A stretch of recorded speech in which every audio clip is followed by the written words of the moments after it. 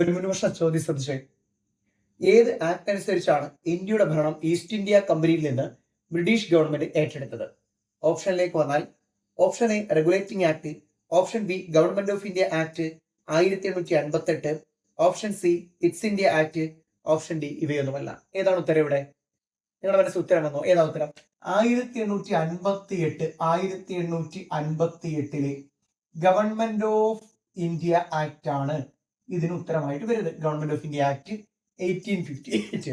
ഈ 1858 government of India act അനുസരിച്ചാണ് east India കമ്പനിയിൽ നിന്ന് ബ്രിട്ടീഷ് ഗവൺമെന്റ് എന്ത് ചെയ്യുന്നത്? ഭരണം ഏറ്റെടുക്കുന്നത്. ക്ലിയർ ആയിട്ട് അത് പഠിച്ചേ.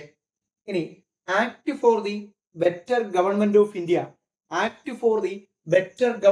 ഇന്ത്യ, എന്ന് അറിയപ്പെടുന്നത് ഈ 1858 ഗവൺമെന്റ് ഓഫ് ഇന്ത്യ ആക്ടിനെയാണ്. ഇനി 1858 ഗവൺമെന്റ് ഓഫ് ഇന്ത്യ ആക്ട് അവതരിപ്പിച്ചത് ആരെന്ന് ചോദിച്ചാൽ കാനിങ് ആണ്. കാനിങ് ഓർത്തോണം, കാനിങ്. ആ സമയത്ത് ഗവർണർ ജനറൽ ആയിരുന്ന വ്യക്തിയാണ് ആര്? കാനിങ്. ഈ കാനിങ് ആണ് അലഹബാദിൽ ചേർന്ന ദർബാറിൽ വെച്ച് ഈ ബ്രിട്ടീഷ് ആക്ടിയുടെ വിളംബരം വായിച്ചത്. ഇനി എന്നാണത് വായിച്ചതെന്ന് നമ്മൾ പഠിച്ചോ?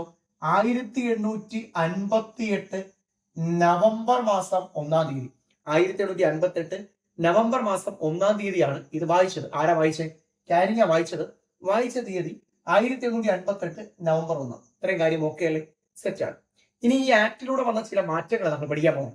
ഒന്നാമത്തെ മാറ്റം നമ്മൾ പറഞ്ഞു, എന്താണ്? ഭരണം മാറി. ഈസ്റ്റ് ഇന്ത്യ കമ്പനിയിൽ നിന്ന് ഭരണം ബ്രിട്ടീഷ് ഗവൺമെന്റിലേക്ക് മാറി. ഒന്നാമത്തെ പ്രത്യേകത. രണ്ടാമത്തെ പ്രത്യേകത എന്ന് പറയുന്നത് ഇവിടെ ഉണ്ടായിരുന്ന ഒരു പദവിയിൽ മാറ്റം വന്നു. പദവിയുടെ പേര് മാറി. ഏതാണ്? ഗവർണർ ജനറൽ എന്ന് പറയുന്ന പദവി മാറി. മാറിയതിനു ശേഷം എന്തായി? വൈസ്രോയി എന്നായി മാറി. ക്ലിയർ ആണോ? അപ്പൊ ഗവർണർ ജനറൽ എന്ന് പറയുന്ന പദവി വൈസ്രോയി എന്നായി. ഞാൻ നേരത്തെ പറഞ്ഞു ആ സമയത്തെ ഗവർണർ ജനറൽ ആയിരുന്ന ആരാ? കാനിങ്. അപ്പൊ ഇങ്ങനെ പഠിച്ചോണം, അവസാനത്തെ ഗവർണർ ജനറൽ, അതായത് ഈ ആക്ട് വന്ന സമയത്ത് ഗവർണർ ജനറൽ ആണ്. അതുകൊണ്ട് അവസാനത്തെ ഗവർണർ ജനറൽ ആരെന്ന് ചോദിച്ചാൽ അത് കാനിങ് ആണ്. എങ്ങനെ? ബ്രിട്ടീഷ് ഇന്ത്യയിലെ അവസാനത്തെ ഗവർണർ ജനറൽ ആരെന്ന് ചോദിച്ചാൽ അത് കാനിങ് ആണ്. ആദ്യ വൈസ്രോയി ആര് എന്ന് ചോദിച്ചാൽ അതാരാണ്? അത് നമ്മുടെ കാനിങ് ആണ്. ഇത്രയും കാര്യം ഓക്കെ ആണ്, സെറ്റാണ്. ഇനി പുതിയൊരു പദവി ഇവിടെ വരികയാണ്. പുതിയൊരു പദവി. ആ പദവിയുടെ പേര് സെക്രട്ടറി ഓഫ് ദി സ്റ്റേറ്റ് എന്നാണ്. Secretary of the state. പദവിയുടെ പേരെന്താ? Secretary of the state.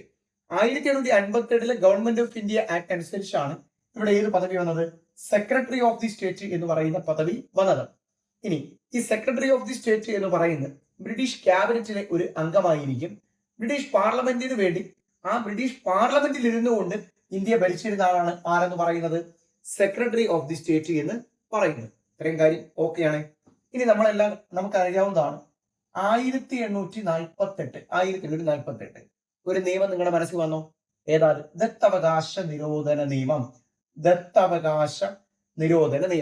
ഈ ദത്തവകാശ നിരോധന നിയമം കൊണ്ടുവന്ന ഗവർണർ ജനറൽ ആരായിരുന്നു? ഡൽഹൌസി അല്ലായിരുന്നോ? ഈ ഡൽഹൌസി കൊണ്ടുവന്ന ദത്തവകാശ നിരോധന നിയമം പിൻവലിച്ചത് 1858 ഗവൺമെന്റ് ഓഫ് ഇന്ത്യ ആക്ട് അനുസരിച്ചാണ് എന്ന് പഠിച്ചു വെച്ചോണം. മനസ്സിലായി? അപ്പൊ കൊണ്ടുവന്ന ആരാ? വൈസ്രോയി. പിൻവലിച്ചത് സ്വാഭാവികമായിട്ടും ആരായിരിക്കും? അത് നമ്മുടെ കാനിങ് ആയിരിക്കും. കാരണം ആ സമയം അദ്ദേഹമല്ലേ. അപ്പൊ ദത്തവകാശ നിരോധന നിയമം 1848 കൊണ്ടുവന്ന ഗവർണർ ജനറൽ അത് ഡൽഹൌസി. പിൻവലിച്ചത് ആരെന്ന് ചോദിച്ചാൽ ആരുമാണ്? കാനിങ്ങുമാണ് എന്ന് പഠിച്ചു വെക്കണം. ഇത്രയും കാര്യം ഓക്കെയാണോ? ഇനി 1858 ബ്രിട്ടീഷ് രാജ്ഞിയുടെ വിളംബരത്തിനെതിരെ ഒരു എതിർ വിളംബരം പുറപ്പെടുവിച്ച ഒരു വനിതാ വ്യക്തിത്വമുണ്ട്. അവരുടെ പേരറിയാവോ? അവരുടെ പേരാണ് ബീഗം ഹസ്രത് മഹൽ. ആരാണ്? ബീഗം ഹസ്രത് മഹലാണ്. ആ പേരോടൊന്ന് പഠിച്ചു വെച്ചോടെ. ബീഗം ഹസ്രത് മഹൽ. അപ്പൊ ഇത്രയും പോയത് റിവൈസ് ചെയ്തേ. 1858 ഗവൺമെന്റ് ഓഫ് ഇന്ത്യ ആക്ട് അനുസരിച്ചാണ് ഈസ്റ്റ് ഇന്ത്യ കമ്പനിയിൽ നിന്ന് ബ്രിട്ടീഷ് ഗവൺമെന്റ് ഇന്ത്യയുടെ ഭരണം ഏറ്റെടുത്തത്. ക്ലിയർ ആണല്ലോ? സെറ്റ്. ഇനി ആ സമയത്ത് ഗവർണർ ജനറൽ ആയിരുന്നത് കാനിങ് ആണ്. 1858 നവംബർ 1 അലഹബാദിൽ വെച്ച് നടന്ന ദർബാറിൽ രാജ്ഞിയുടെ ഈ വിളംബരം അവതരിപ്പിച്ചത്. ഇനി ഈ ആക്ടിലൂടെ വന്ന പ്രധാനപ്പെട്ട മാറ്റങ്ങൾ: ഒന്ന്, ഭരണമാറ്റം. എങ്ങനെ? ഈസ്റ്റ് ഇന്ത്യ കമ്പനിയിൽ ഭരണം ആരേറ്റെടുക്കുന്നു? British government. Then governor general എന്ന് പറയുന്ന പദവി എന്തായി മാറി? വൈസ്രോയി ആയി മാറി. പുതിയൊരു പദവി വരുന്നു. പേരെന്താ? Secretary of the state. Okay. 1848 Dalhousie കൊണ്ടുവന്ന ദത്തവകാശ നിരോധന നിയമം പിൻവലിച്ചത് ഈ നിയമപ്രകാരമാണ്. പിൻവലിച്ചത് ആര് എന്ന് ചോദിച്ചാൽ നിങ്ങൾ പറയണം ആരാണ്? കാനിങ്. ഇനി എതിർ വിളംബരം പുറപ്പെടുവിച്ചത് ആരാണ്? ബീഗം ഹസ്രത്ത് മകലാണ്. ബീഗം ഹസ്രത്ത് മകൽ.